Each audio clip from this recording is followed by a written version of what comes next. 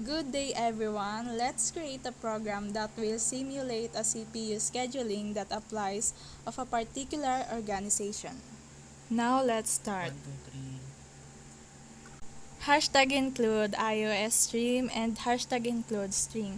Ito yung ito yung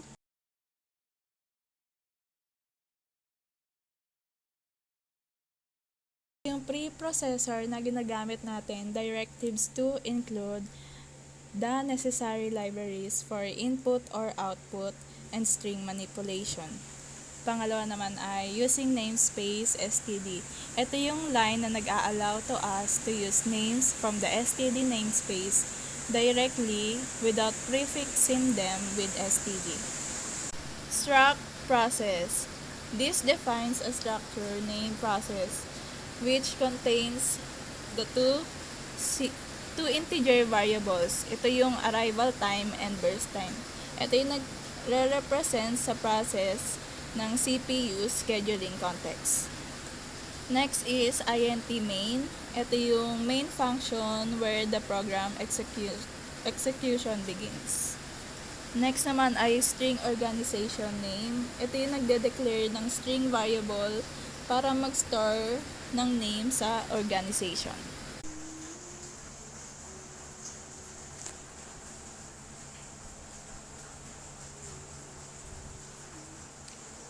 So, string organization. This line or this declares a string variable to store the name of the organization. And after that, this line cout enter the name of organization. This line prints a message asking the user to input the name of the organization. And after that, the get line. This line reads a line of text from the standards input and seen and store it in the organization name variable. And int num processes, this declares an integer variable to store the number of processes.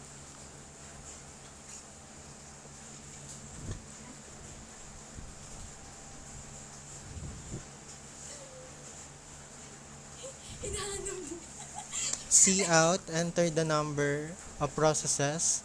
This line prints a message asking the user to input the number of processes. And after that, the scene num processes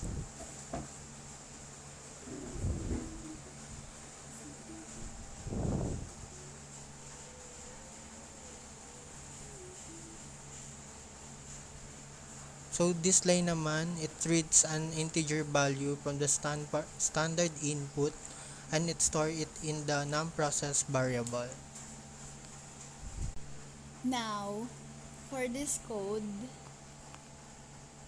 it declares an array of process structures.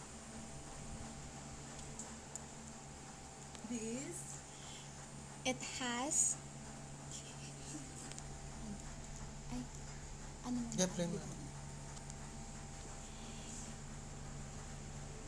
It has a size determined by the value of num process.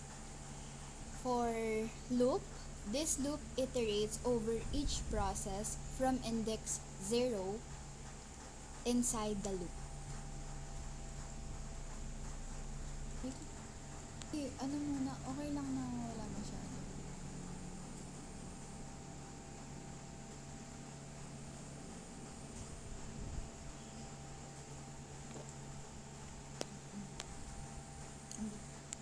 Now, for this line, it prints a message asking the user to input the arrival time for the current process. I plus 1 is used to display the process number starting from 1 instead of 0.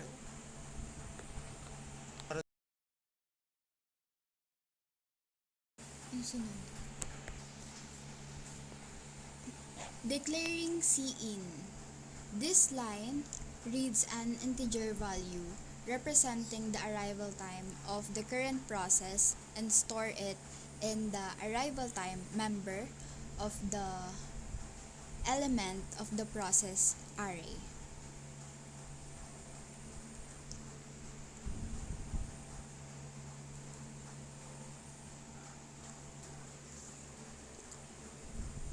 Now, declaring cout again, this line prints a message asking the user to input the burst time for the current process.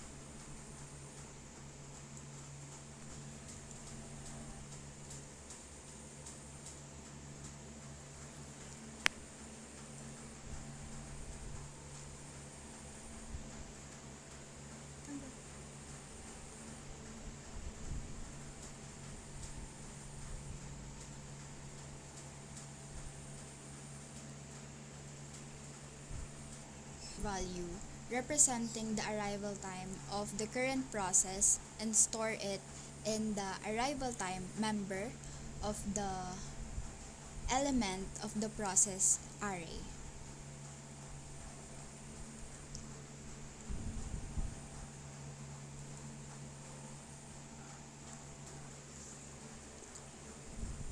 Now, declaring cout again, this line prints a message asking the user to input the burst time for the current process.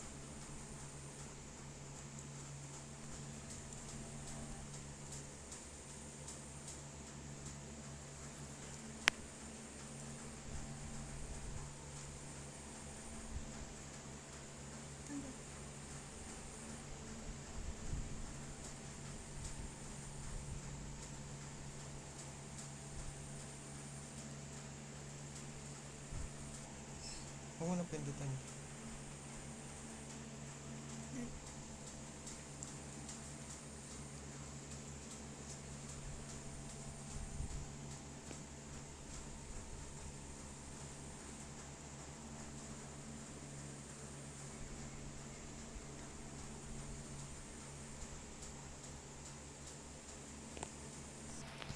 This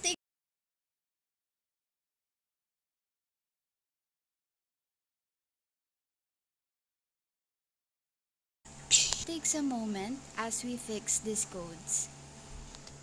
We're just gonna copy the second line, which is the cin, as this line reads an integer value, represent the burst time of the current process, and store it in the burst time member of the element of the process array.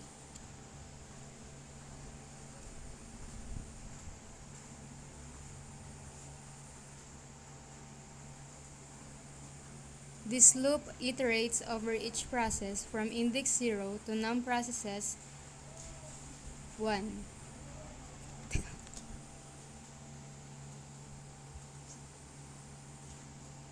This line prints the process number, arrival time, and burst time of the current process. I plus 1 is used to display the process number starting from 1 instead of 0, is used for tab spacing between columns, and endl is used to move to the next line after printing all the information for the current process.